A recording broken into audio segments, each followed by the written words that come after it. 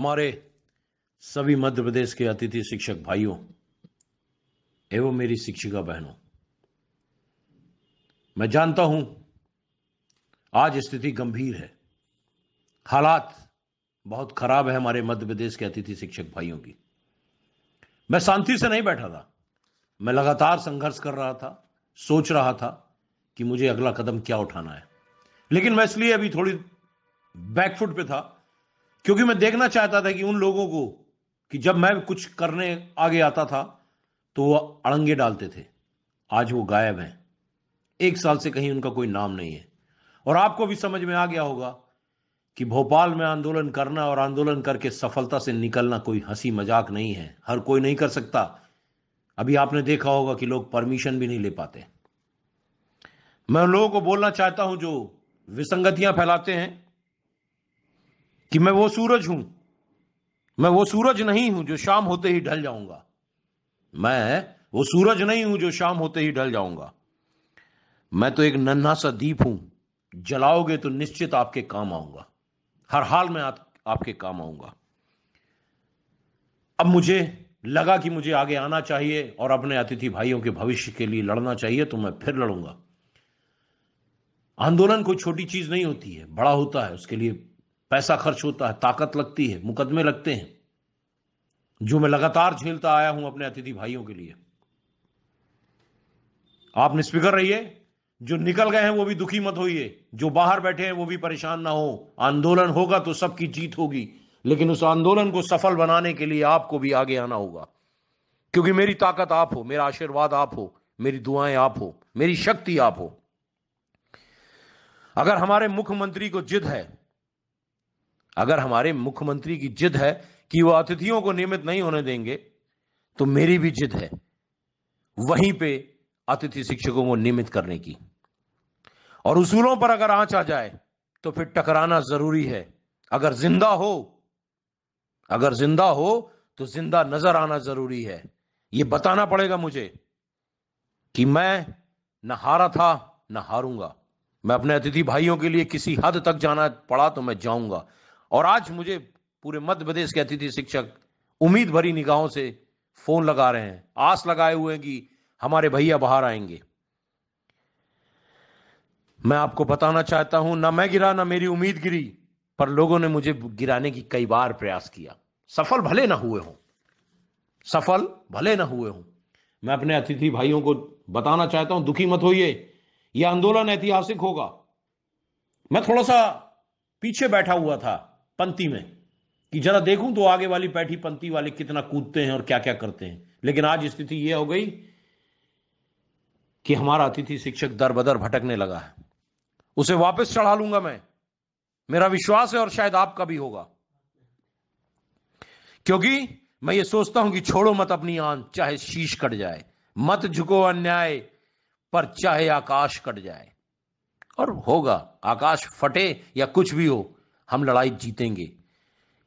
हम लड़ाई हर हाल में जीतेंगे, हमें यह मालूम है, क्योंकि हमारे भारतीय जनता पार्टी को सत्ता का नशा इस कदर चढ़ा है, तो हम भी तख्त पलटने का हुनर रखते हैं। उनको बता चुके हैं 2018 में, और फिर बताएंगे कि हमारा अतिथि शिक्षक अपने भविष्य के लिए जाग रहा है और जागेगा। क्योंकि ऐसे बेईमानों का तख्त बदल दो, ताज बदल दो, और हर हाल में बेईमानों का राज बदल दो। हम जीतेंगे, उम्मीद मत छोड़िए, आप हताश मत होइए, क्योंकि हताश होने वाले कभी जीतते नहीं हैं। हारने, नर्वस मत होइए, दुखी मत होइए। जो निकल चुके हैं वो भी मत सोचिए कि हम चढ़ेंगे नहीं।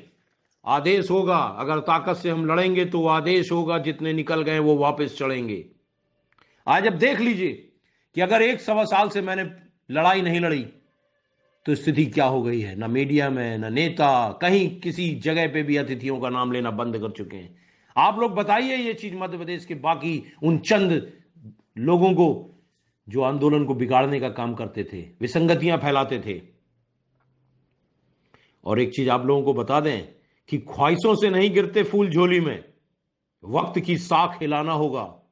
कुछ नहीं होगा अंधेरों को गालियां देने में, अन्याय के खिलाफ हमें जाके ईंट से ईंट बजाना होगा, हमें लड़ना होगा, क्योंकि लहरों से डर कर नौका पार नहीं होती और कोशिश करने वालों की कभी भी हार नहीं होती। हम इस लड़ाई को जीतेंगे, ये मेरा विश्वास है, और यही विश्वास आपको जगाना पड़ेगा। दुखी मत होइए, हताश मत होइए। आपका भाई शंभू चरण दुबे बड़ी तादाद में, और उपचुनाव से हम इनका विरोध शुरू करेंगे। अगर आप सब तैयार हो आंदोलन के लिए, लड़ने के लिए और जीतने के लिए, तो एक आगाज में मेरे इस वीडियो के साथ, ऑडियो के साथ खड़े हो जाइए और हर जिले में 5 दिन के अंदर ज्ञापन दे दीजिए। मैं वचन देता हूं, इतना बड़ा आंदोलन कर दूंगा भोपाल में कि सरकार हिल जाएगी और आपको फिर से वापस पुनः स्थापित कर देगी और जीवित कर देगी।